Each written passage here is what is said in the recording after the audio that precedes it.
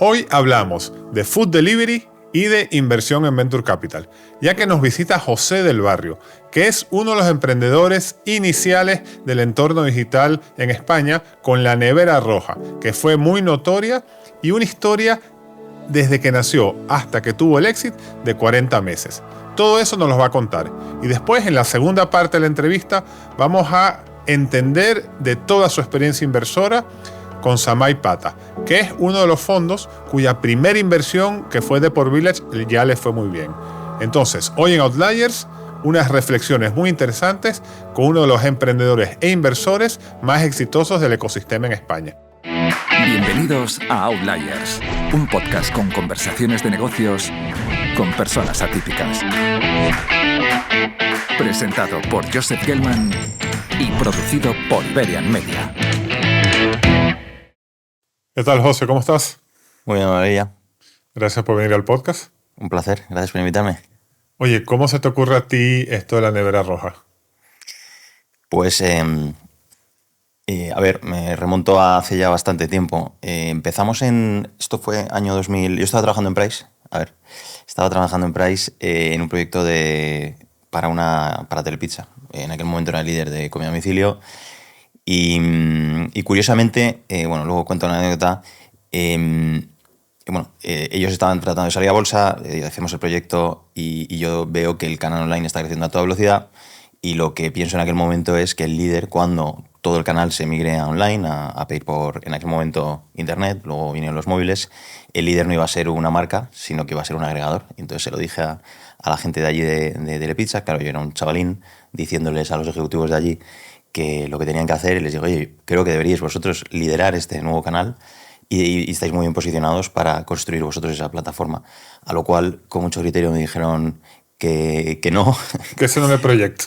Que me centrara en lo que tenía que hacer, que era hacer PowerPoints maravillosos. Y de hecho, ellos en aquel momento todavía estaban haciendo aplicaciones WAP, de esas que había en los móviles hace como 100 años. Sí, esas no sirvieron para nada. El WAP se murió, vamos. Tal cual. Wireless Access Protocol. Tal cual. Y de hecho, en aquel momento la historia era si merecía la pena hacer una aplicación móvil o no. Porque tenían esto de WAP, hace mucho tiempo ya. El caso es que, como ellos no lo lanzan, hablo con un compañero mío del trabajo de aquella época, que era Íñigo Juantegui, que era un muy buen amigo, mi mejor amigo allí en la empresa, y le digo, oye, deberíamos montar esto. En aquel momento pensábamos que era idea nuestra, era idea mía, y yo estaba súper orgulloso y le decía, Íñigo, no se la cuentes a nadie. Me acuerdo que se la contaba a gente y yo... Lo hemos inventado esto del delivery. Y yo una vez que me enfadé con él, digo, pero es que no lo cuentes, que es un secreto. Y luego, claro, 2 semanas más tarde, en cuanto nos pusimos a buscar un poco por internet y tal, te das cuenta que había unos tíos en Dinamarca que lo habían inventado hace 10 años, que eran estos de Just Eat, que empezaron allí, y luego en Estados Unidos lo mismo, otros en Nueva York que habían hecho, se llaman Seamless, 10 años antes, y digo, vaya, pues no lo hemos inventado nosotros. Y nada, luego todo sucedió muy rápido y empezó a ser una categoría que tenía mucho éxito. ¿Cómo era ese panorama, ese 2011? ¿Cómo era ese panorama en España del food delivery? No era como ahora. No había nada, no había absolutamente nada. Pedir por el móvil era como algo futurista. Yo recuerdo que te sentías un poco casi Steve Jobs diciéndole a los inversores que pensabas que los pedidos a comida a domicilio se iban a hacer por el móvil, como en plan futurista, ¿no? Y ahora, evidentemente, es una cosa casi mundana, ¿no? No había nada. Lo que había estaba por un lado Telepizza y luego por otro lado había pequeñas empresitas en las grandes ciudades que daban servicios sobre todo a oficinas, que eran empresas de moto chiquititas, que tenían 20 o 30 repartidores y te llevaban comida de 4 o 5 restaurantes. Que te dejaban en la empresa los menús de papel. Entonces ahí los que trabajábamos en McKinsey, a las 11 de la noche empezamos a pedir. Tal cual. Esos eran los clientes de consultoría, banca y tal, que se quedaban hasta las 10 de la noche, nos quedábamos por la noche y entonces podías pedir a cargo de la empresa y era un mercado enano. Y de hecho un poco fruto de esa experiencia y de lo de Telepizza dijimos, oye, tiene sentido hacer esto, ¿no? La anécdota que te iba a decir antes es que mi primer trabajo fue repartiendo pizzas. Telepizza, con 18 años, que no sé si tuvo algo que ver, pero fue así durante la universidad. Muy bien. Oye, entonces ves esta idea y te decides lanzar. Entonces, la propuesta de valor con la cual empezáis el negocio, ¿cuál era? La parte más inicial era de clasificados, ni siquiera se podía pedir, eran solo los números de teléfono, que en aquella época ya añadía algo de valor, porque toda la oferta de restaurantes no existía en ninguna parte. Entonces, simplemente catalogar a los restaurantes en una web y poner sus números de teléfono, pues ya era algo, ¿no? Y eso fue los inicios, el germen. Todavía no habíamos dejado nuestros trabajos, todavía no era transaccional, no teníamos una web transaccional, y ya cuando dejamos nuestros trabajos, que fue justo cuando España justo entra en crisis de nuevo, en el 2011, que dijimos, joder, justo dejamos el trabajo y entra España otra vez en crisis, que os acordáis, se salió de la crisis, volvió a entrar en recesión, y dijimos, vaya. Y ahí justo lanzamos lo que es la parte transaccional, que es la posibilidad de hacer pedidos online, de unos pocos de ellos. O sea, tenías todos los restaurantes de España, o todos los que creíamos que ya hacían comida a domicilio, que ya tenían sus propias motos, y luego tenías una parte en los que nosotros ya eran clientes nuestros y podías hacer los pedidos a través de, por ahora, en la web, en aquel momento inicial en la web, ¿no? Y entiendo que vosotros no enviabais, sino vosotros poníais en contacto a la persona con el restaurante y os lleváis una comisión. Fuimos como la primera generación de plataformas de comida a domicilio, en la que lo único que hacías es los restaurantes que ya reparten comida a domicilio, que en España en aquel momento eran 4.000, vamos a darles un canal online, una posibilidad de hacer los pedidos a través de Internet. Una vez que saturamos todos esos restaurantes, que fue muy rápido, en 3-4 años, la siguiente pata de crecimiento, no solo en España, en el resto del mundo, fue, oye, ¿y por qué no metemos el resto de restaurantes? Uh-huh. Y ahí es cuando llegan las plataformas, digamos, de segunda generación. Empiezan en Estados Unidos DoorDash, y en Europa empieza Deliveroo, luego uh-huh. entra Glovo, que justo Glovo empieza cuando nosotros vendemos, y nosotros vivimos esa transición de saturar todos los restaurantes que ya están repartiendo comida a domicilio, y a los cuales solo les provees con las capacidades de transaccionar online, y vemos la transición y ahora vamos a convencer al resto de restaurantes que no reparten comida a domicilio que les podemos dar esa parte logística y la parte transaccional.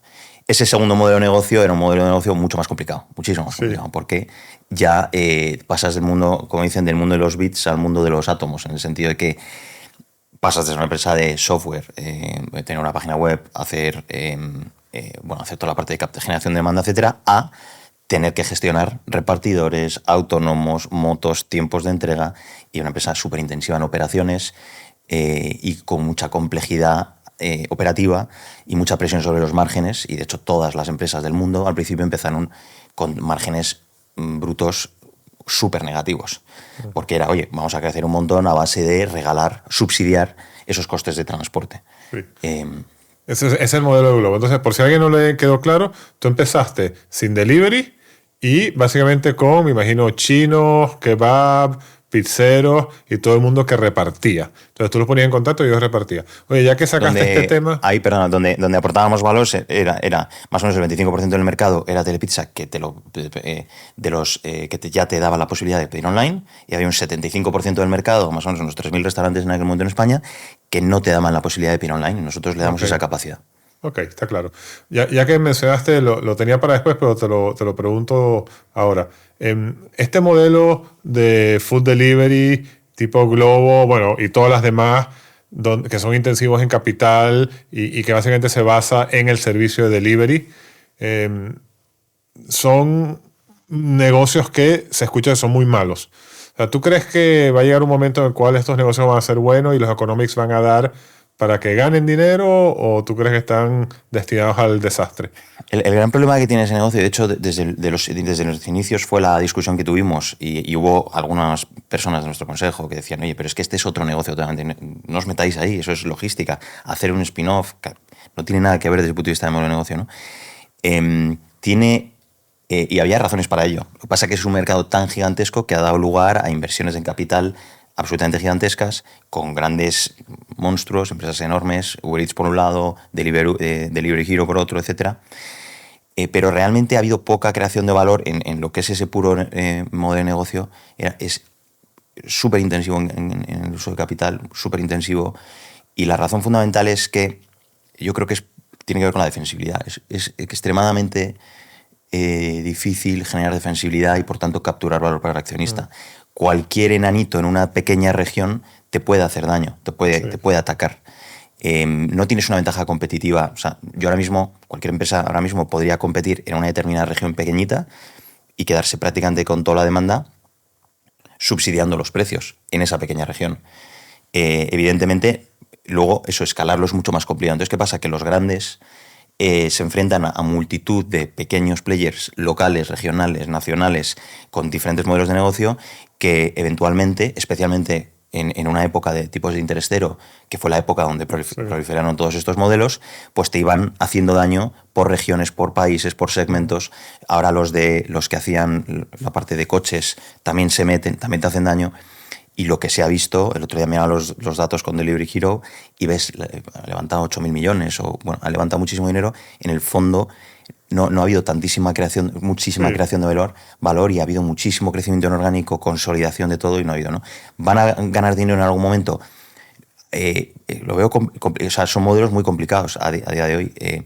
¿Quién está haciéndolo bien? Pues el que ha tenido acceso a capital enorme acceso a capital, que ha sido, por ejemplo, Uber, y con una posición de liderazgo gigantesca, que utiliza lo que sea, tiene otro negocio, ¿no? Que puede tiene, claro, lo que hace es, sobre unos mismos usuarios, hacer cross-sell, upsell de todo tipo de productos y servicios, te conviertes en un one-stop shop, pero para eso has tenido que llegar a una escala tan gigantesca que en pocas ocasiones se genera valor. Nosotros, de hecho, nos cuesta mucho construir convicción sobre ese tipo de modelos por esa doble complejidad. Tienes la complejidad operativa y las baja defensibilidad del modelo, ¿no? Está claro. Entonces, en este tema de marketplace, como tú estabas montando, siempre hay este tema del huevo y la gallina, ¿no? Entonces tengo que, por un lado, captar restaurantes y por otro lado, captar usuarios. En esta etapa inicial, ¿cuál era tu foco? ¿Captar restaurantes o captar demanda? En los inicios, el reto siempre ha sido generar la demanda. Uh-huh. Sobre todo en los inicios, indudablemente era lo costoso. O sea, captar restaurantes nunca fue un problema para nosotros. Uh-huh. En los momentos iniciales. Luego yo creo que cambiaron las dinámicas y meter a grandes marcas sí que movió la aguja. He escuchado que cuando entró McDonald's, etcétera, etcétera. Pero en nuestros casos, de hecho, las grandes marcas tampoco les aportábamos tanto por cómo estaba el mercado y no era muy complicado en nuestro lado generar la oferta. Y de hecho, yo recuerdo un momento en que nuestro competidor de la época, Just Eat, llevaba 3 o 4 años para meter 500 restaurantes y nosotros metimos 500 restaurantes en un mes. Y eso no era un problema donde lo que era súper intensivo en capital era generar la demanda. Captar a los usuarios. Al final captabas un usuario, te salía relativamente caro y al final ibas haciendo márgenes muy, muy estrechos, del entorno de €1, medio euro por cada pedido de margen neto, y al final recuperar esa coste de adquisición pues hacía que eran periodos largos y por tanto modelos muy intensivos en uso de capital, incluso ya en nuestra época, ya cuando metías la parte de logística, más todavía, además del riesgo regulatorio y todo esto, ¿no? Entonces, por resumir, desde el punto de vista económico, era un orden de magnitud más caro la parte de la demanda. Y de complejidad, yo creo que uno de nuestros éxitos fue el ser capaz de generar esa demanda de manera escalable, y por eso pasamos por la derecha al líder de aquella época que había levantado mil millones o no sé cuántos. Cuéntanos eso. Esa es la fase de escalado. Yo digo que esta primera fase pues fueron unos ingresos modestos, un poco para hacer el testing, y en un momento empieza a escalar. ¿Cuáles son las claves para ese escalado? Nosotros empezamos, éramos first time founders, muy, muy novatos, veníamos de trabajar en consultoría, que la verdad que la transferencia de capacidades, sobre todo al principio, es relativamente baja. Luego es cierto que te pueden servir más adelante, pero al principio es relativamente baja y cometimos muchísimos errores, fuimos muy lentos, tardamos muchísimo en lanzar la web. Pero fuimos muy con un estilo de artesano, de poquito a poco ir resolviendo pequeños problemitas, y nos centramos mucho también en cómo hacerlo de manera súper eficiente, porque no teníamos un duro, no fuimos capaces de levantar capital, ni de angels. Bueno, de VCs no había directamente, había 3 o 4 VCs en toda España y eran muy adversos al riesgo. Entonces, todos súper lean, súper como bootstrap y demás. Pero poco a poco fuimos entendiendo cómo ir utilizando los diferentes canales de generación de demanda, que era el gran reto, como he dicho antes, y empezamos desde los más digamos, baratos o eficientes, que típico SEO y demás, y luego poco a poco ibas yendo a la siguiente capa, ¿no? Bueno, pues del SEO, bueno, teníamos un duro, pasamos al performance de pago, pero SEM y demás, y luego de ahí empezamos a hacer otros canales, y cuando llega el momento que nos mueve mucho la aguja es cuando damos el salto a la tele. Hacemos una prueba sin ningún tipo de esperanza de que fuera a funcionar, porque decíamos, a mí me llegó un comercial de una tele regional a vender, era de una empresa de medios, a vender unos anuncios en la tele regional. Claro, la primera vez que me lo digo, estás loco, si no tenemos un duro, tenemos una startup. Pero como la prueba era tan pequeña y teníamos esa mentalidad de prueba y error, dijimos, vamos a probar, igual suena la flauta, ¿no? Hicimos una prueba, lo medimos súper bien, de hecho, con una metodología que diseñamos nosotros de medir el impacto, como la comida a domicilio, bueno que tienes que es de impulso, es una decisión de impulso, éramos capaces de trazar los impactos en televisión y las entradas en el servidor, en la web, en los pedidos, etc. Y entonces éramos capaces de trazar correlaciones entre el gasto en los anuncios en la televisión por hora, por programa, por etcétera, día de la semana, etcétera, y el retorno de la inversión de esos. Entonces nos creamos un modelo bastante sofisticado de el que ibas invirtiendo en televisión de manera inteligente y eso te generaba performance. Vale. Y eso fue un salto de cuántico, en el sentido de básicamente dijimos, oye, parece que funciona. Doblamos la apuesta al segundo mes. Parece que funciona. Triplicamos la apuesta al siguiente mes. Hasta el punto que no teníamos prácticamente un duro, hicimos una campaña de que fueron 100.000 euros o algo así, que para nosotros era una inmensidad de muchísimo dinero, y estábamos absolutamente, perdón por la expresión, acojonados, porque realmente si eso no funcionaba, podía ser meter la pata hasta las orejas. Era la primera campaña nacional y funcionó. Okay. Una pregunta sobre eso, porque la televisión uno pensaría que es una herramienta top of the funnel, ¿no? Para generar marca, generar tanto notoriedad como asociación de marca. Sin embargo, tú lo estabas usando para generar ventas. O sea, como performance. Pero no es común la televisión. No es común porque sí. ¿No es muy caro para performance? Es común, depende de la categoría. Hay categorías en las que sí que se puede utilizar más a performance. Las aseguradoras, por ejemplo, lo han hecho bastante. Okay. En tiempos, me acuerdo, de la época, cuando ponían el número de teléfono en línea directa, ellos tenían una mentalidad muy de performance de la época. Pero en general es una herramienta de branding, una herramienta de top of the funnel, ¿y esto qué retorno de inversión tiene? Bueno, esto es largo plazo. Esa era la mentalidad de la época normal. Nosotros la utilizamos 100% a performance. Okay. Y creo que fue uno de los grandes aciertos. Eso unido a que nuestro competidor tenía un playbook en Just Eat, en Reino Unido, en Londres, le había ido muy bien, había levantado en la época cientos de millones, había salido a bolsa por 1.000, y tenía un playbook de ese tipo de economías donde la tele es inaccesible. Ellos hacían billboards en el metro, performance y ya. Ni de broma se planteaban hacer tele. Pero en España, vosotros, ¿no? Claro, en España el coste por GRP no tenía nada que ver, ahora ni idea, pero en aquel momento no tenía nada que ver, entonces les pilló totalmente desprevenido. Okay. Luego nos copiaron un año más tarde, pero ese año les cogimos... Okay. Y entonces después hiciste Media for Equity, ¿no? Explica qué es eso para el que no sabe. Sí, eso también fue relativamente innovador. Había habido, de hecho, casos de éxito en España, creo que ha habido en total 2, y de los de no éxito, pocos más. Y fue el siguiente, digamos, cadena de pensamiento. No teníamos un duro. Uh-huh. Parece que habíamos dado con un canal que funcionaba, que era bastante como no esperado. Y fuimos a hablar con Mediaset. Casualidades de la vida, me presentan a una persona que había trabajado conmigo en Price, y da la casualidad de que estos estaban pensando hacer Media for Equity. Y dijimos, hombre, pues nosotros tenemos una ecuación, básicamente, que te relaciona cuánto dinero metes por aquí, cuánto dinero sacas por allá, a través de este modelo que decíamos, ¿no? Somos capaces de entender si pagamos tanto por un GRP, que es el cómo se mide los impactos en televisión, sé cuánto valor me va a sacar por aquí, en términos de usuarios, en términos de GMV, etc.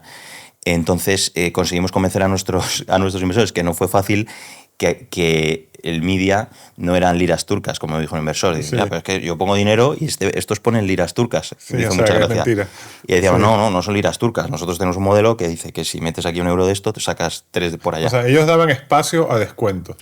Y vosotros le dabais... GRPs, pero GRPs es una medida un poco impactos. Son impactos, efectivamente, pero sí, o sea, es la unidad de medida de impactos televisivos, pero es relativamente fiable desde el punto de vista GRP. Luego tienes que cualificar ese GRP y para que te genere impacto económico en tu empresa adecuado, ¿no? Y no todas las categorías funcionan. Claro, pero tú siendo VC ahora, si a ti te llega una participada tuya y te dice que quiere hacer eso, ¿con qué ojos lo verías? No tendría sentido porque, en general, salvo que el medio tuviera una aportación estratégica, porque hay capital disponible. Claro. En ausencia de capital tiene todo sentido. Nosotros no teníamos acceso a capital. Entonces nosotros conseguimos levantar de aquella época una ronda enorme para aquella época, creo que no fueron 5 o 6 millones. No sé, el 60 o por ahí % lo había puesto Mediaset. Hubiera sido imposible levantar ese dinero en cash. Y, por cierto, que también es la otra parte, nosotros negociamos un descuento de los GRPs del entorno del 50%. Okay. Entonces, en realidad, a diferencia de lo que pensaba el universo nuestro, no eran liras turcas en el sentido de que no valía menos que su dinero, sino que en realidad valía más que su dinero. Porque en realidad nos estaban dando algo que de valor económico tenía el doble.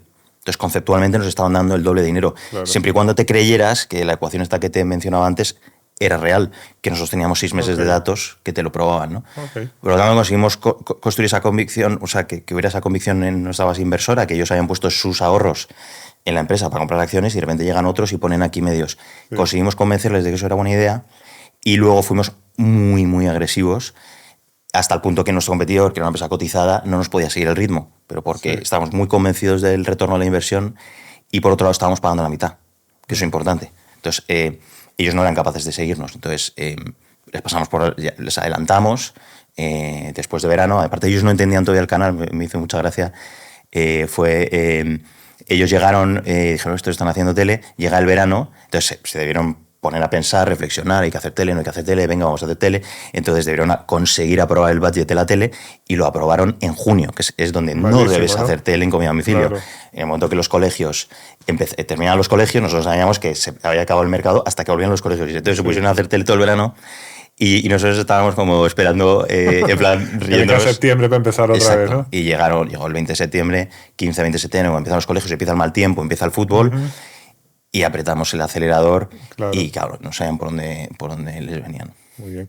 Esto, lo del competidor es interesante, ¿no? Porque tiene que ver, yo creo que un poco, aunque vosotros es una empresa local enfocada en España y vuestro competidor una multinacional, ¿no? Hay unas dinámicas que puede jugar a favor del player local, ¿no? Y creo que vosotros jugó a favor eso, ¿no? O sea, quizás si tu competidor hubiese sido una empresa española, hubiese sido más complejo. Estoy seguro. Porque en realidad el acceso a capital o sea, hay dos cosas. Si lo piensas, tú no estás compitiendo con Just Eat. En aquel momento nosotros no pensamos que estábamos compitiendo con Just Eat, estábamos compitiendo con el country manager. Sí. Y nosotros, en toda la modestia del mundo, pensamos que éramos mucho mejor equipo que el equipo de aquí, con todo el... porque a lo mejor no éramos mejor equipo, o sí, no lo sé, pero que el que estaba en Londres, no lo sé. Pero desde luego que sí que éramos mejor equipo que los que llevaban el negocio aquí, eso desde luego, y teníamos la convicción absoluta en aquel momento. Y dos, hay una dinámica curiosa, y es que ellos tienen que competir, su coste-oportunidad de invertir €1 en España, tienen que competir con todos los demás países. Sí. Y nosotros no teníamos que competir con eso, sino con el coste de oportunidad de nuestros inversores, que es un concepto diferente. Entonces, nosotros podíamos llegar a ser más agresivos que ellos en determinadas circunstancias, a pesar de que ellos valían 1.000 millones. Entonces, y nosotros nos pilló justo antes de pensar en internacionalizar, porque llevábamos 40 meses en el aire, todavía no habíamos salido fuera. Era otra época también. Ahora todas las empresas en las que invertimos nosotros salen a internacional en el año 1 o 2. Nosotros estábamos ya en el año 3 y no habíamos salido, estábamos pensando en ir a Italia. Pero en aquel momento solo era España, entonces no existía esa dinámica y nos resultó más fácil también localizar el producto. O sea, había muchas razones para pensar que les estábamos ganando y les íbamos a ganar, ¿no? En aquel momento. Luego, probablemente a escala hubieran entrado otras dinámicas. Muy bien. Oye, vamos a entrar ahora en la parte del exit. Cuéntame las dinámicas, pero las métricas de la nevera roja antes del exit. Realmente ya mezclo las cifras, ¿no? Pero estábamos generando para restaurantes en torno de 50 millones de que llamamos nosotros GMV, que era como el valor que los restaurantes que... Sí, lo que se transaccionaba a través de la nevera roja. Luego roja. de ahí había un margen relativamente pequeño. Y realmente, sí, teníamos como 4.000 y pico restaurantes, estábamos generando... Y lo interesante es que estamos creciendo, tenemos una autoridad de marca líder en España. De hecho, todavía a mí me sorprende que la gente se acuerde. El reconocimiento de marca era alucinante. Todo el mundo lo conocía, ¿no? Eso era un activo muy interesante. Y luego... que crecíamos creo que era como 4x, más o menos año contra año, que era bastante rápido. Pero era un negocio todavía relativamente pequeño. Sí, por eso. Entonces es interesante, ¿no? Porque uno pensaría que no era o sea, no es un negocio que tú saldrías a vender. Sin embargo, lo vendiste. Pues te vinieron a buscar. ¿Por qué ¿quién no, te vino no lo a buscar vendimos, nos lo compraron. Se lo compraron. ¿Pero cómo fue eso? ¿Por qué? ¿Quién te vino a buscar y por qué? Bueno, el que le estábamos haciendo mucho daño. O sea, nosotros justo nuestros dos competidores, o sea, hay un competidor en Europa, el líder es en Europa y otro en Estados Unidos. Los dos salieron a bolsa en mayo de 2014. Pues a finales de mayo de 2014 ya nos vienen a los de Just Eat a comprar, pues realmente ensuciaba mucho su historia. Como su historia de los inversores su historia era una historia de dominación por países en el que yo he lanzado en Reino Unido y he conseguido un negocio rentable y ahora lanzo en los demás países y también soy el líder y cotizo con un múltiplo muy alto porque soy el líder en las regiones. De repente resulta que llegas a un país y 4 chavales te pasan por la derecha, les ensucia en un país que era muy relevante para ellos. Nosotros éramos su tercera economía o algo así. En Europa creo que era el tercer o cuarto país. Entonces realmente era una mancha en su equity story, en su historia, muy relevante. Entonces el valor estratégico de tener ellos una posición de liderazgo era muy relevante. Tal es así, y para ellos y para los otros alemanes que estaban saliendo a bolsa justo un año siguiente, ¿no? Claro. Y entonces nos vinieron primero los que más daño les estábamos haciendo, que era Just Eat, que nos quiere comprar y decimos, nosotros no queremos saber nada. Utilizaron todo tipo de técnicas al otro lado de la ética en algunos casos para borrarnos del mapa. Lo más doloroso fue lo del brand bidding en Google, que lo conocéis aquí, y es que utilizaban, como nosotros teníamos una marca muchísimo más potente que ellos, intentaron arruinarnos, por así decirlo, a base de pujar por nuestra marca y capturar parte del tráfico que nosotros generábamos a través de la tele. Es decir, nosotros tenemos que aterrizar el tráfico de la tele en la web y entonces si resulta que hay alguien pujando por tu marca, que es legal, aunque me parece todavía mentira que sea legal, y aparece por arriba de ti, que es lo que estaban intentando ellos, te rasca ahí unos puntos de CTR que te fastidia el CAC. Y eso nos hacía mucho daño. Nosotros ahí también fuimos muy agresivos y nos gastamos mucho dinero en combatir eso. Eso para mí ya es... Lo hacen muchas empresas, para mí ya eso es borderline, pero luego hicieron todo tipo de maniobras, te quitaban las pegatinas de los restaurantes, de todo. Porque les estábamos haciendo mucho daño, ¿no? Y nos vinieron a comprar y nosotros dijimos, no queremos vender, pero luego llega algún inversor nuestro que había invertido hace poco y tenía en papel al principio un 4X y 6 meses más tarde hizo, 20X o algo así en nada de tiempo, ¿no? Entonces la presión por vender era obvia, ¿no? Hubo una especie de bidding war, ¿no? O sea, porque entiendo que la oferta empezó en un punto y terminó en un punto mucho más alto, ¿no? Sí, exacto. Claro, dicen, bueno, a estos chavales los compramos por a ver cuánto han levantado, 5. Pues, les ofrecemos 15 o 20, no me acuerdo, una cifra absurda, por una posición estratégica. Les mandamos evidentemente a casa, pero hubo mucha fricción porque se coló por ahí en medio un asesor que tenía los intereses, como a veces pasa con los asesores. No saca la transacción sí o sí. Claro, ellos hacen sus fees y le da igual todo, ¿no?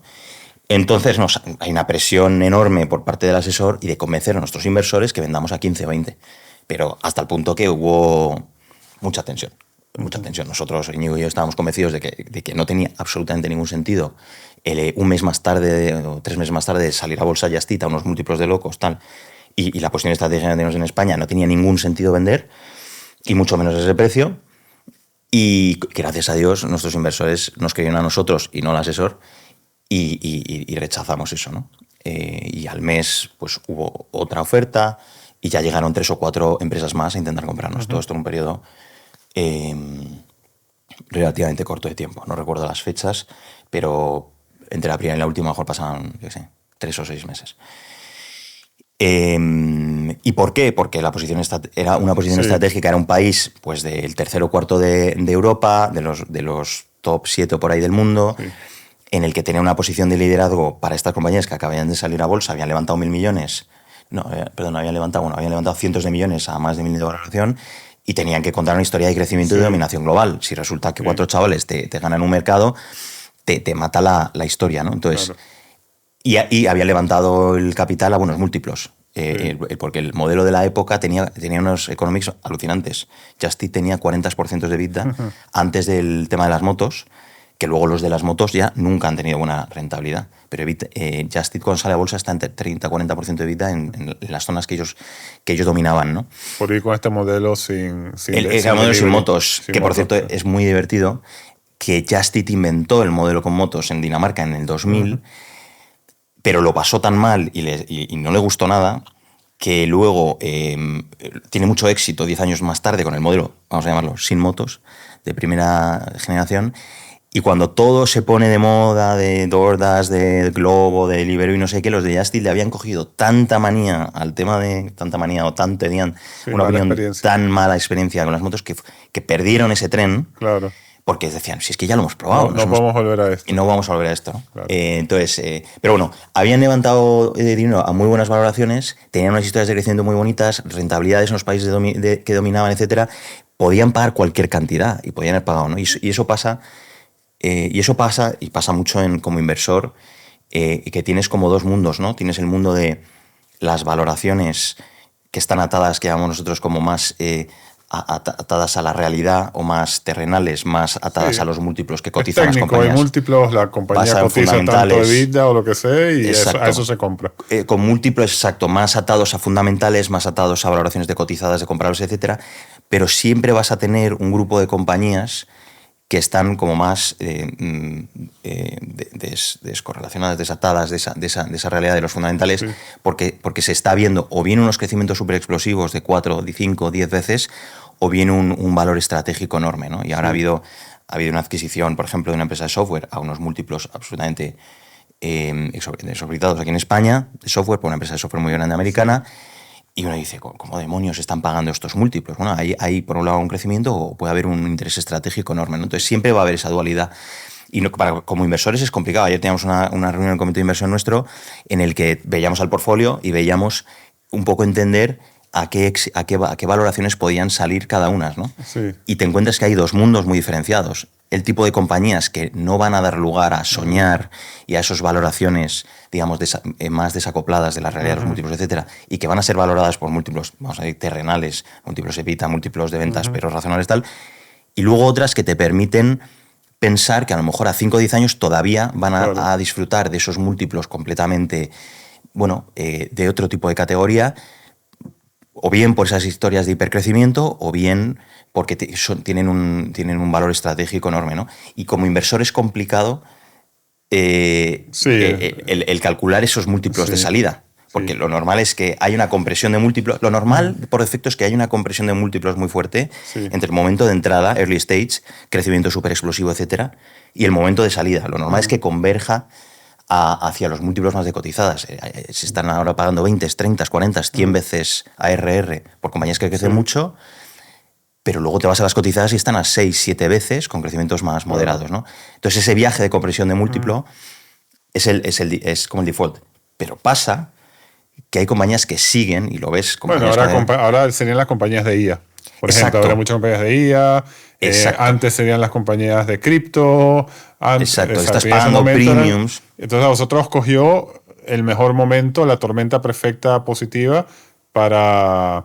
Pues ¿qué viniste? ¿Por 80 millones? Hubo, más o menos, sí. Hubo exactamente, el que estaba explosionando la categoría, y se pagaban múltiplos muy altos por el modelo anterior. Claro. El modelo anterior era un modelo muy rentable, 40% de EBITDA, crecimientos muy rápidos, súper escalable, etcétera, etcétera. Sí. Lo que pasa es que ese mercado se agotó, que era el mercado de poner online los que ya tenían motos, y se empezó a construir un modelo muchísimo menos atractivo desde el punto de vista de unit economics, muchísimo menos capital efficiency, etc. Y entonces ahí, en esa transición, es cuando ha habido un reajuste de valoraciones salvaje. Claro. Y muchas lo han pasado mal, muchas han desaparecido, han hecho mucha consolidación. GrabHub en Estados Unidos. Bueno, ha habido bastante drama, ¿no? Sí, sí. Ok. Oye, para terminar esta parte, para hablar también un poquito de tu actividad actual, cuando... Este es un caso llamativo porque fue como uno de los primeros exits relevantes que hubo en España. Fue relativamente rápido, 40 meses. Y entiendo que aquí los inversores eran los fundadores, Uh-huh. el family office de Nicolás Luca de Tena, que ha pasado por aquí. De hecho, cuando pasó por aquí dijo, la única inversión que yo he hecho como minoritario en mi vida es la nevera roja. Entonces, bueno, aquí estamos como 6 meses después hablando contigo. Y Mediaset hizo el Media for Equity. Entonces, cuando a vosotros, o cuando a ti personalmente como founder, de pronto después de 40 meses te llega esta inyección de capital, ¿esto cómo se vive? ¿Te cambia la perspectiva? ¿Haces algo diferente? O sea, ¿cómo es esa experiencia? Sí, efectivamente eran otros tiempos muy diferentes. No había role models de la época, había muy poco, lo pensaba el otro día, no sé dónde lo leía. Realmente role models en España había muy poquitos. Había habido algún caso, sí que había habido algún caso, tipo, por ejemplo, 20, que me pilló a mí, de hecho, del lado de como asesor. Bybit, que Sí. lo compraba Amazon. Hubo algunos casos, pero eran casos, pues eso, de tamaños de otra época, ¿no? De 80, 100 ya parecía, pues más o menos. Yo creo que 100 de la época eran como 1000 de ahora, más o menos. Escala. Y efectivamente es un caso bastante sonado, unido al reconocimiento de marca, pues genera mucho ruido. Yo siempre digo que es muy gracioso que los casos de consumer que conoce todo el mundo, a la gente en general le suena como mejores inversiones o buenas inversiones que los casos de B2B que no conoce prácticamente nadie y muchas veces son muchas mejores inversiones. Entonces hay un desacoplamiento entre la percepción de lo que es una buena inversión por el público en general de lo que realmente son buenas inversiones, ¿no? Entonces en la nevera roja nosotros, que nos fue muy bien, pero... y como decías, fue una historia rápida, que conocía a mucha gente, etcétera. ¿Cómo nos cambia? La verdad es que a Iñigo y a mí muy poco, la verdad, muy poco. Yo creo que es que no nos dio tiempo a asimilar. O sea, un día estamos en Price haciendo PowerPoints y Excels y 40 meses más tarde has venido a la empresa. Entonces, como que no te da tiempo casi. ¿Qué ha pasado? ¿Qué edad tenías cuando la vendiste? 32. Pues una buena edad, es una buena edad para volverse loco Sí. con un buen dinerito. ¿Estabas casado ya? Estaba casado. Ah, bueno, eso ayuda. Eso ayuda, 100%. Sí. Estaba casado, no teníamos hijas todavía. Tuvimos nuestra primera hija pocos meses después. Y la verdad es que no. Sí que te genera ciertos desajustes psicológicos, porque dices, ¿y ahora qué demonios hago y tal? Pero no fue algo nada como muy remarcado. Pero sí es cierto que parte de esa vorágine, yo por ejemplo una cosa que siempre digo es, vendemos la nevera roja, de hecho se vende el día de mi cumple, tiene gracia, de hecho la fundamos, el primer día de oficina de la nevera roja fue el día de mi cumple y el último también, porque justo entramos a la oficina, eso tuvo bastante gracia, y nos tardamos 9 meses en sacar la web y luego fueron 40 meses, pero habíamos tal, bueno. Pues una semana o 2 más tarde o algo así, y claro, llevamos un mes sin dormir porque fue un proceso súper intenso con 4 compradores, una locura. O sea, había noches de dormir 1 hora, tal. Y entonces a las 2 semanas nos cogemos, mi mujer y yo nos fuimos a un viaje a descansar, 4 o 5 días, tampoco mucho. Y ya en ese viaje estoy contactando a Xavier de Deport Village para la primera inversión en Samipata. Uh-huh. Y lo pienso ahora en perspectiva y digo, joder, macho, o sea, ¿por qué no te tomaste 6 meses, 1 año para pensar, tranquilizarte, disfrutar de la vida, etcétera, ¿no? Como más descansado, pero es cierto que con ese ritmo tan intenso, el siguiente paso lógico es, bueno, ¿y ahora qué es lo siguiente? Ahora que hago todo este dinero, tengo que hacer algo, tengo que moverlo. Sí, o bueno, ¿cuál es el siguiente? Más bien, ¿cuál es el siguiente reto? Que voy a hacer algo que tengo que hacer, ok. Entonces, ¿y cómo llegas ahora eres Venture Capital con Samipata, que es lo que vamos a hablar ahora? ¿Cómo llegas a la decisión de que yo lo que voy a hacer ahora es invertir versus volver a emprender propiamente dicho? Yo tenía claro tenía claro que quería seguir en contacto con el mundo emprendedor, me gustaba la tecnología, me gustaban los retos. Yo considero que el negocio como inversor en Venture Capital es un reto gigante. Que me gusta mucho trabajar con gente apasionada con lo que hace. Todo lo contrario a la complacencia o a la desgana. Yo creo que una cosa buena que tienen los emprendedores es que los buenos emprendedores es ese apasionamiento y ese persistencia o tenacidad o ilusión por construir, etcétera. Eso yo me identifico mucho con eso, por lo tanto me atrae mucho. Y también pensaba que intuitivamente la experiencia en la nevera roja como emprendedor podía ser transferible, incluso la anterior, analizando negocios, podía ser transferible al trabajo de como inversor en startups, ¿no? Venture Capital. Y también sobre todo a cómo ayudar a los emprendedores, que era algo que en aquel momento era absolutamente inexistente. O sea, no existía ese concepto de no es que un inversor te puede llegar a ayudar. Pero es interesante, háblame de eso un poco, porque por aquí han pasado mucha gente, ¿no? Y mucha gente del ecosistema. Y hay como distintas visiones, pero yo he tenido aquí sentado gente de las scale-ups estas muy sonadas que me han dicho, no, a mí el venture capital que me dé dinero y me deje tranquilo. Otros dicen que los ayudan. Entonces, ¿vuestra visión real cuál es? O sea, ¿vosotros ayudáis realmente al emprendedor en la gestión o en algún otro tema? ¿O el valor del venture capital es la financiación? Uh-huh. Yo creo que el venture capital solo como financiación no tiene ningún sentido. Uh-huh. Va a ser muy complicado muy complicado que una firma de venture compita solo vendiendo una commodity que es el dinero y generar alfa o generar rentabilidades por encima del mercado a igualdad de riesgo va a ser muy complicado si no tienes una propuesta de valor diferencial que sea percibida como tal por los emprendedores y que por lo tanto los mejores emprendedores quieran trabajar contigo. Okay. Entonces, realmente yo lo que le preguntaría al emprendedor en cuestión, si piensa que es una commodity en absoluto, ¿por qué eligió a su inversor? Sí. Si es solo por la valoración o el capital, si eso es así, puede ocurrir. Yo creo que en general no es así. En general, los buenos emprendedores eligen a los mejores compañeros de viaje. Okay. Y cada emprendedor debe valorar qué significa ser el mejor compañero de viaje. Pero lo que no debes hacer, bajo ningún concepto, desde mi punto de vista, es emprender un viaje de 10 años con el socio equivocado. De la misma forma que no te meterías un viaje, no digo de 10 años, sino de una semana con el compañero de viaje equivocado. Okay. Y vosotros, en Samaipata, ¿cuál dirías tú que es ese valor adicional que hay al emprendedor? Entonces, o sea, en esa misma línea, no es un commodity, ¿qué es lo que vosotros ofrecéis para que os elijan? Esa misma línea. Entonces, eso es lo que acabo de mencionar, es la teoría. Ahora, dices, vale. Y en la práctica, ¿eso cómo es? Y no es fácil. Y no es fácil porque lo he vivido en primera persona. Cuando lanzamos Samaipata con esta visión, que es vamos a construir una firma que provea valor más allá de capital, y luego te das cuenta que no es tan fácil. Y por eso casi muy pocos fondos realmente lo consiguen, generar un impacto, ¿no?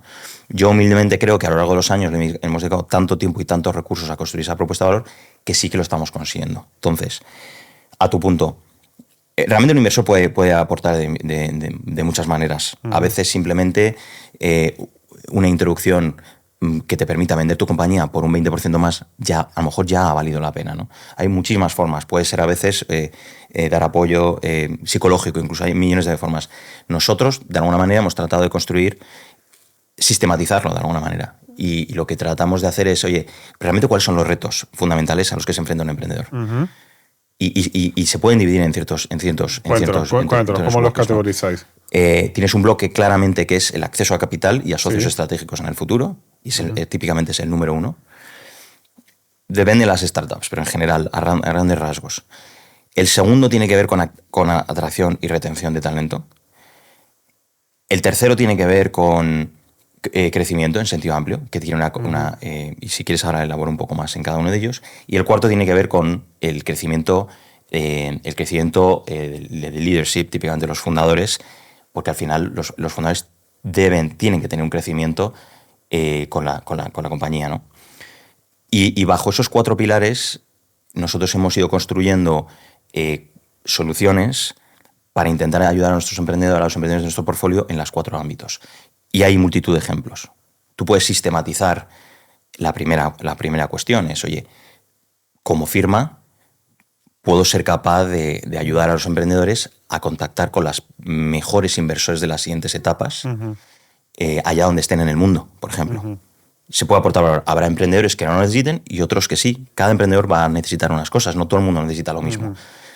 Digamos que esto es exhaustivo, pero cada emprendedor va a elegir, por ejemplo, ¿no? Y podemos poder ayudar. Y no es fácil. Lo más divertido de todo es que cuanto mejor es el emprendedor, más difícil es ayudarle. Eso es lo más interesante de todo. Entonces nosotros al principio estamos tan contentos de ayudar y luego nos dimos cuenta ojo, que en ocasiones si te resulta sencillo ayudar es que te has equivocado de emprendedor. Sí.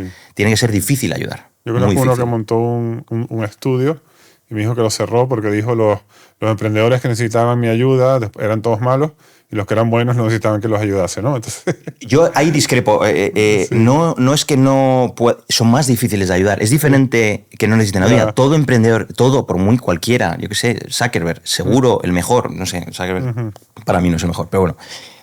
El tema es que es mucho más difícil de aportar valor a un buen emprendedor que a un mal emprendedor. Entonces, ese es el reto que nosotros enfrentamos cada día.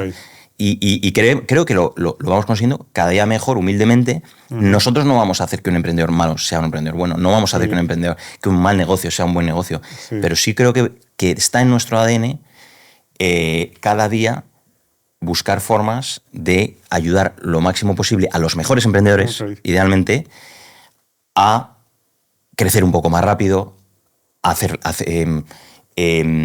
maximizar su probabilidad de éxito. Y no es fácil. Te pongo un par de ejemplos para que no quede en el papel, porque todos los fondos van a utilizar la misma narrativa, ¿no? Y hay algunos que lo tienen sistematizado y ocurre y genera impacto y otros que menos, ¿no? En el segundo bloque de talento, dices, el segundo reto, ¿cuál es? Adquisición y retención de talento.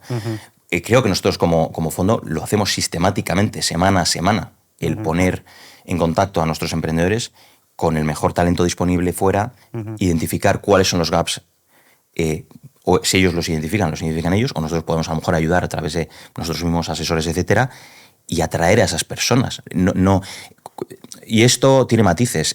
Cuando en etapas tempranas, esto que tiene muchos matices. No es lo mismo ayudar a un emprendedor que está en una etapa de PowerPoint, que si está en Seed, que si está en Series A, que si está en Series B, el tipo de valor que vas a poder ayudar en un caso y en otro no tiene nada que ver. Pero, por ejemplo, en las primeras etapas es una forma de aportación de valores, dar la credibilidad, o sea, por muy bueno que sea el fundador, especialmente si es first time founder. Un super ejecutivo va a querer venir más si tiene el apoyo del fondo y si el fondo da la cara. Al principio, cuando vales 1.000 millones, todo el mundo quiere entrar en tu compañía. Pero cuando a lo mejor estás en las etapas iniciales y no te conoce nadie, por muy buen emprendedor que vayas a ser, a lo mejor lo que sí podemos ayudarte es a que un CTO que tiene ya el tío 20 años de experiencia y mucho coste de oportunidad, dar un empujoncito para que crea y apoye ese tipo de cosas. Eso en la parte de talento, retención, etcétera. Y luego en la parte de crecimiento, por ejemplo, le llamamos, no me gusta decir palabras en inglés,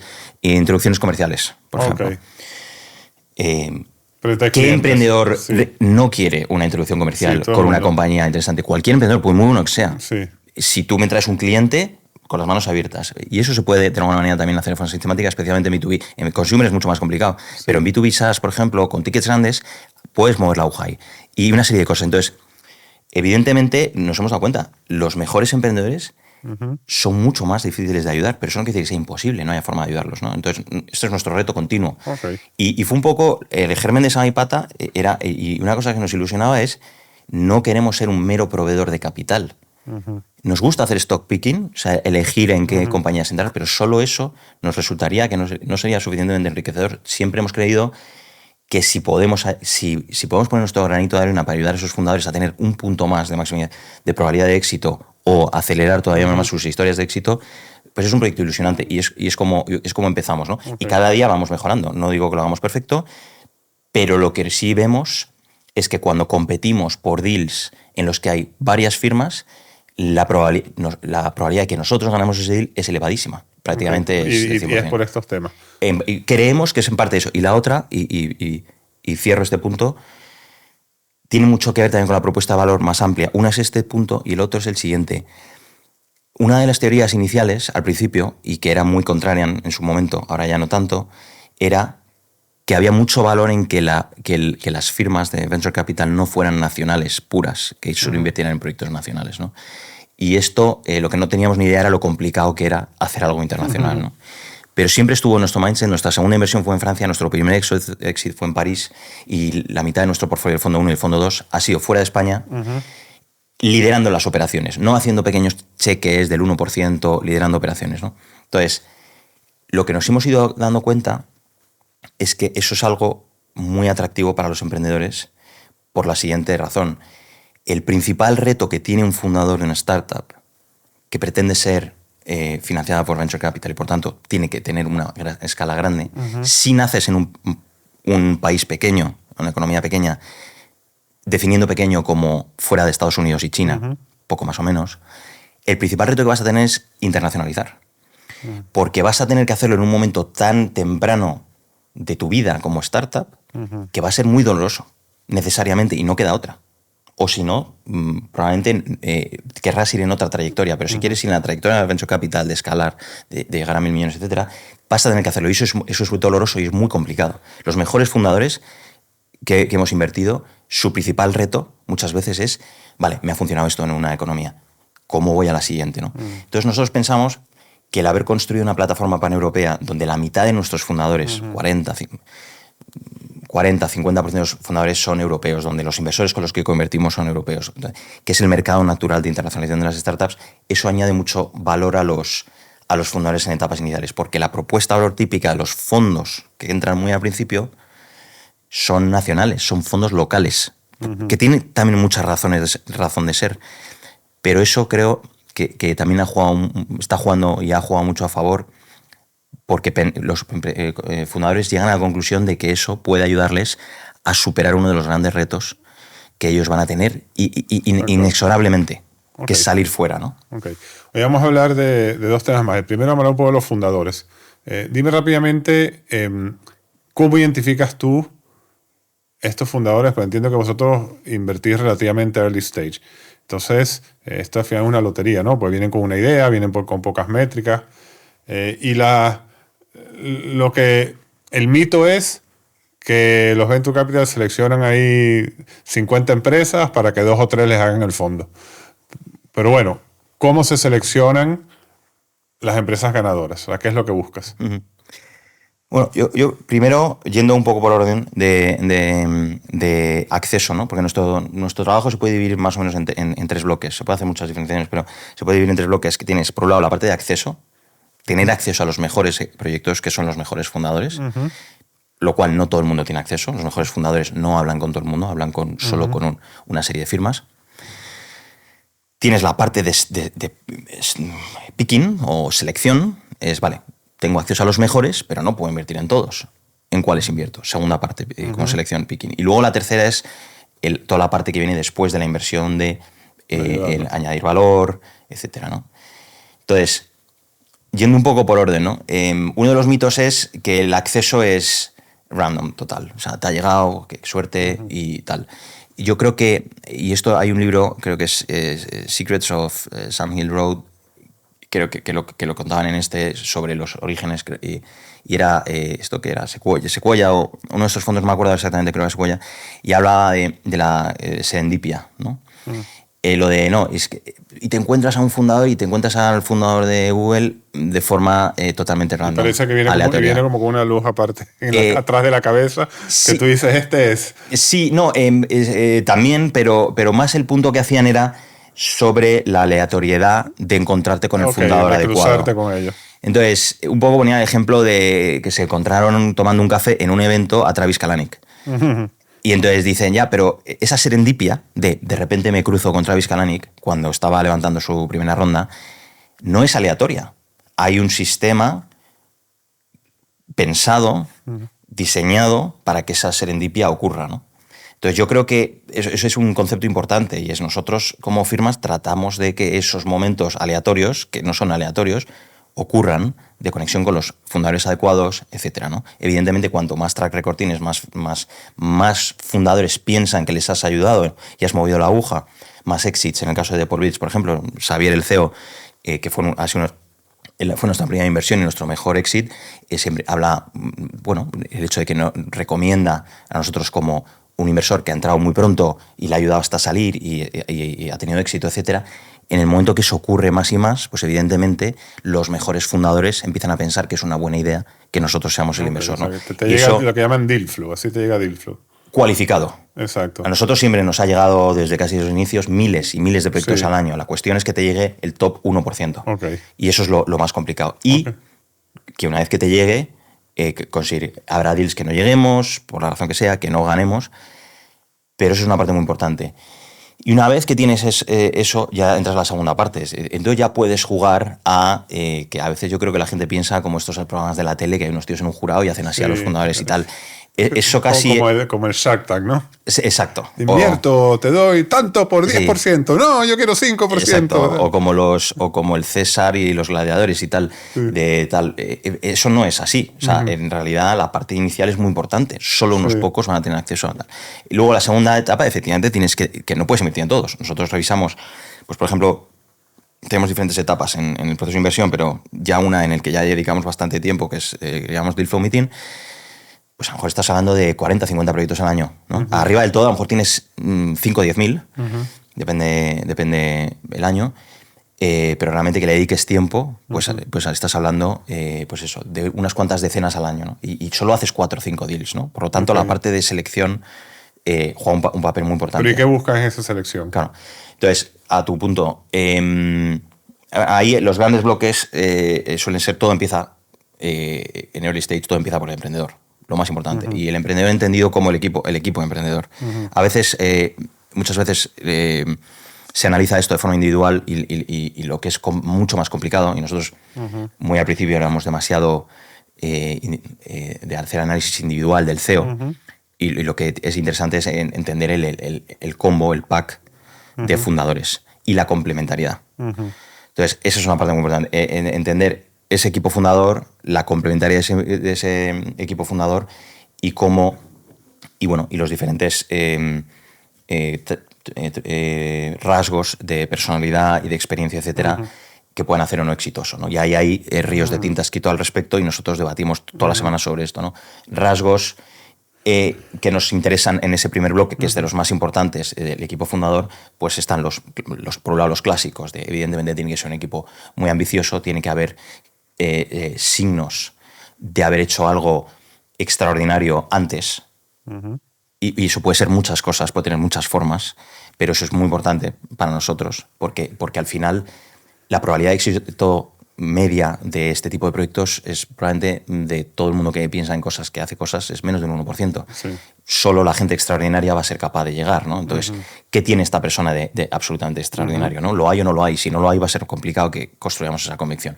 La ambición es otro aspecto, ¿no? Y luego hay temas más sutiles. Tienes el mundo de la experiencia. A nosotros nos gusta mucho que haya un vínculo tanto emocional como profesional con el problema que tratan de resolver, o bien porque hayan trabajado en ello, o bien porque tienen un vínculo emocional con ello, pero nos cuesta construir convicción sobre fundadores más mercenarios, no quiero que suene despectivo, pero más mercenarios, más oportunistas, de quiero montar algo y quiero ganar dinero y lo que sea. Nos cuesta mucho más, no digo que no podamos, ¿no?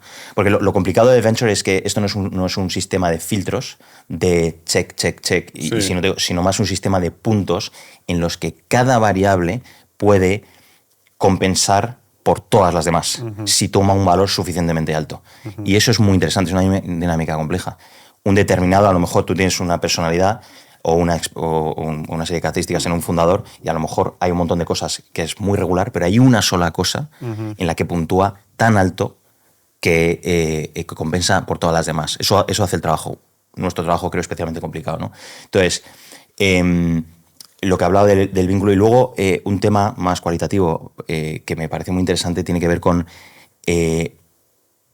la predisposición o las ganas de ir contra el consenso, o al revés, no ir a favor del consenso, es muy, muy importante, porque al final aquí solo se puede hacer dinero si estás en contra del consenso y estás en lo cierto.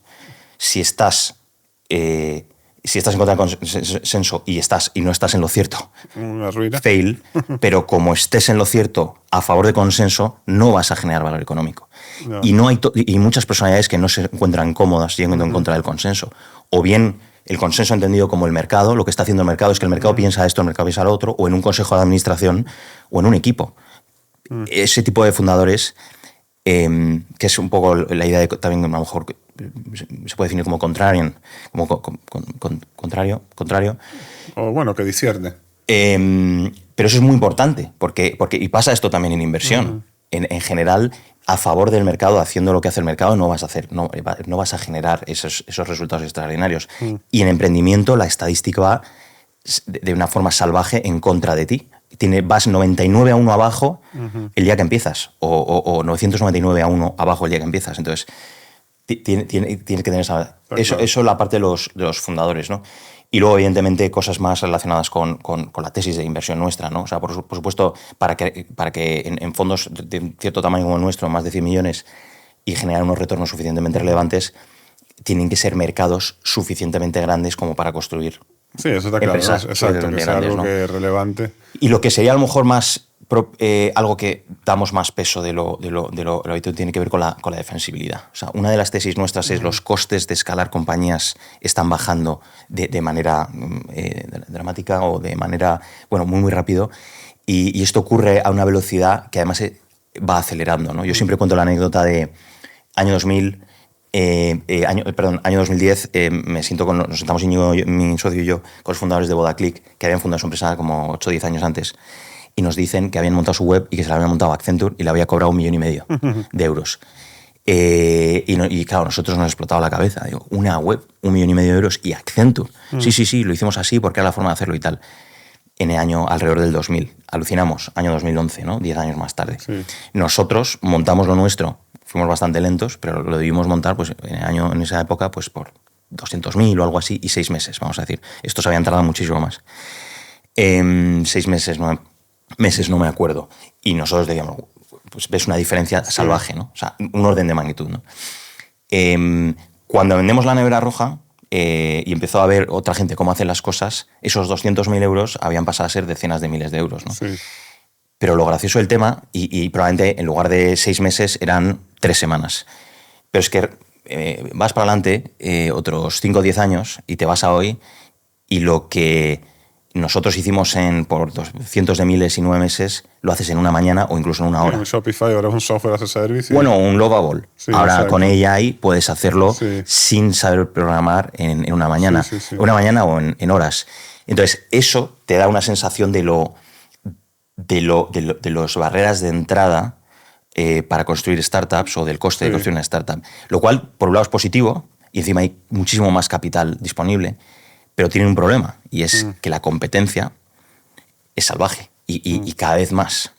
Entonces, la única forma de capturar valor por parte de los inversores es construir modelos de negocio que sean defendibles, que sean capaces de defender sus márgenes, de proteger sus márgenes a escala, ¿no? Ahí, para que la gente lo entienda, el ejemplo más sangrante es todos los cuponeros, ¿no? Estaba el Groupon y aquello parecía que iba a haber una millonada. Y claro, como no era defendible, no había barreras de entrada, pues empezaron a salirle mucha competencia local, lo que tú decías antes, locales, y bueno, y Groupon no vale nada hoy en día. Groupon reunía las dos peores características que nosotros tratamos de evitar. Una es una falta de defensibilidad tremenda, y la otra parte es una falta de retención enorme. No había retención. Nosotros en los modelos en los que buscamos son negocios súper, que llamamos sticky, en los que hay una retención enorme. Típicamente intentamos que llamamos full share of wallet, y es que el producto que tú estás utilizando para todos los casos de uso que tú le ofreces al cliente solo te utilice a ti, muy sticky, y que incluso vayas cada año haciendo cada vez más dinero de ese cliente, que eso es el tema de la retención. Hay mucho B2B, me imagino. Hay modelos de consumer que también funcionan así, que también nos gustan. Nosotros ahora mismo, de los que tenemos de consumer del Fondo 2, que son un 20% de ellos, tienen también esta dinámica de stickiness enorme, ¿no? Y luego está la otra de defensibilidad. Es por qué Sí. Cuando tú seas, dentro de 4 o 5 años, tengas una determinada escala, ¿por qué si llega otro emprendedor igual de listo que tú o más y lo monta de cero, no va a poder competir contigo? ¿Cuál es ese moat, cuál es esa defensibilidad que has creado, ¿no? A nosotros hay diferentes fuentes, las tradicionales tipo marca, economías de escala, costes de cambio, etcétera, y una que nos gusta especialmente son los efectos de red, y es ese fenómeno por el cual los productos van ganando en valor según van creciendo en número de usuarios. Se van es decir, conectando. como yo tengo mucho más usuarios que tú, mi producto es mucho más interesante que tú. Mucha gente decía, joder, pero yo Facebook lo monto en una mañana. Ya, pero es que el punto, el ejemplo que siempre se pone para esto es ya, pero es que si Facebook es lo de menos, es la gente, Que los está usuarios que conectada están a ahí Facebook, dentro, ¿no? que eran las redes. Entonces esas dinámicas en muchos productos no son fáciles de identificar, sobre todo en early stage. Es decir, porque aquí la cuestión no es tiene efectos de red, no es va a tener efectos de red Y cuando los vas a sea poder mínimo. capturar tú también. Exacto. Versus otro. Exacto, vas a poder generar todos esos efectos de red que te permitan ser defendible y proteger tus márgenes a escala, y que cada vez que crezcas, más defendible serás. De otra forma es muy difícil, es muy interesante, porque el negocio puede ser gigantesco, y todos conocemos negocios gigantescos que han captado miles de millones de... Los empleados les ha ido bien, los fundadores les ha ido, puede haberles ido relativamente bien, incluso los proveedores de deuda les pueden haber ido bien, a lo mejor al ecosistema le ha podido ir bien, pero el equity no ha visto un duro. Sí. ¿Por qué? Porque no ha habido esa defensibilidad, porque, porque a lo mejor ha fluido demasiado capital, había demasiado consenso y han erosionado los márgenes, unido a que no había defensibilidad o a lo mejor no había retención. Pero al final la cuestión, nosotros como inversores tenemos que ver la forma, invertir en aquellos negocios en los que vemos que el equity va a poder ir capturando valor a lo largo del tiempo, ¿no? Oye, y a un emprendedor que ya le has invertido, o en general, ¿cuáles son las 3 recomendaciones concretas, así, pam, que tú le darías para que tenga éxito? O sea, no para ser invertible, sino cuando ya tiene una financiación relevante, por lo menos para un runway para empezar a escalar el negocio. O sea, ya ha levantado dinero, dices. Sí, ponte que está ahí en cerca de la Serie A o entre la primera y la Serie A, ya tiene dinero para operar. ¿Qué es lo que tiene que hacer? ¿En qué tiene que enfocarse? ¿O qué es lo que ves tú que usualmente se equivocan? A ver, para tratar de no, porque hay millones de gente dando consejos y siempre aparte no soy especialmente bueno dando este tipo de consejos. Me gustaría enfocar en una idea que me parece muy relevante y que está conectada con las ideas que hemos hablado antes, ¿no? Y es esa idea que tiene que ver con el foco y tiene que ver con el ir en contra del consenso. Para mí, una de las grandes factores clave de éxito de los emprendedores, la razón por la que muchos proyectos van bien o los emprendedores son verdaderamente buenos, es porque son capaces, conocedores del playbook, conocedores de cuál es el estado del arte, de cómo se deben hacer las cosas y qué piensa el mercado de cómo se ejecuta, de cuál es la estrategia, etc. Ser capaces de ir probablemente en un 80% siguiendo ese playbook, si quieres, ese manual que está escrito por todo el mercado, por todas las startups, por toda la historia, y ser capaz de, en ese 20% de cuestiones clave, ir completamente en contra del consenso, que eso implica ir típicamente en contra del mercado, en contra de tu board, en contra a veces de los empleados y en contra de quien sea, ¿no? Y tener esa, si quieres, valentía, seguridad, etcétera, para hacer ese 20% de cosas que no están escritas, que no son obvias y que probablemente si se lo preguntes al board, por mayoría te van a decir que no las hagas, ¿no?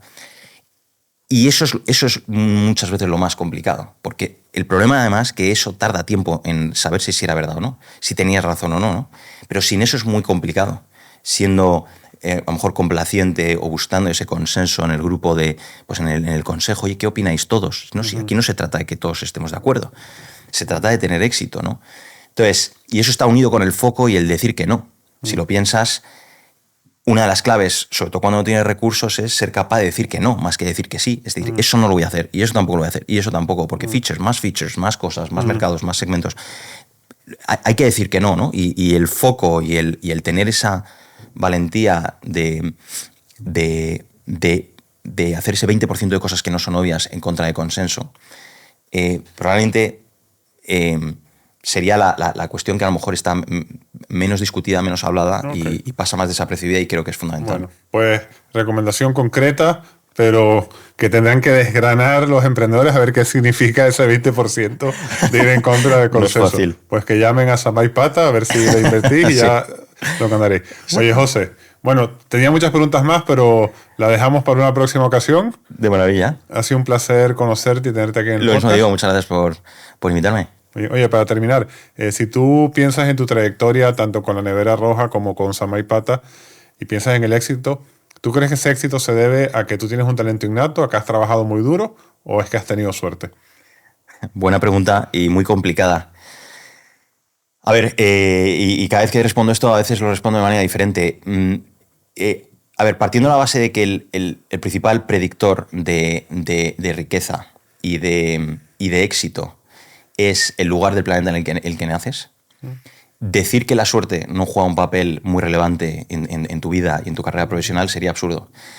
Eso mirado a una escala global. Si lo miras en una escala más nacional, pasa exactamente lo mismo en qué familia te crías, cuál es tu entorno, qué educación. Y todo eso en general no lo has elegido, hay que ser honestos. No eliges el colegio al que vas, típicamente lo eligen tus padres, no eliges la universidad a la que vas, algunas veces sí, pero muy asesorado, o muchas veces sí, pero muy asesorado.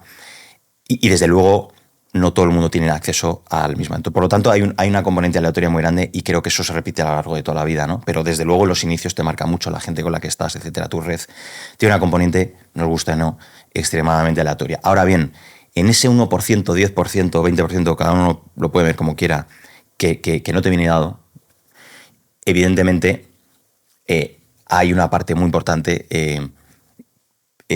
que sí que es cierto que tiene que ver con el desempeño de cada uno. Pero de nuevo, incluso uno podría decir que incluso esa parte tiene mucho que ver también con los valores, de cuáles son los valores que realmente tú estás poniendo en práctica cada día. Incluso esa parte también hay una parte muy heredada que te viene dada, ¿no? El esfuerzo, la persistencia, la ambición, etcétera, ¿no? Entonces, yo sí creo que hay mucho que hacer y creo que yo trato de hacer mucho sobre una parte muy pequeña de todas, digamos, de todo el peso de todas las variables que afectan a tu trayectoria, ¿no?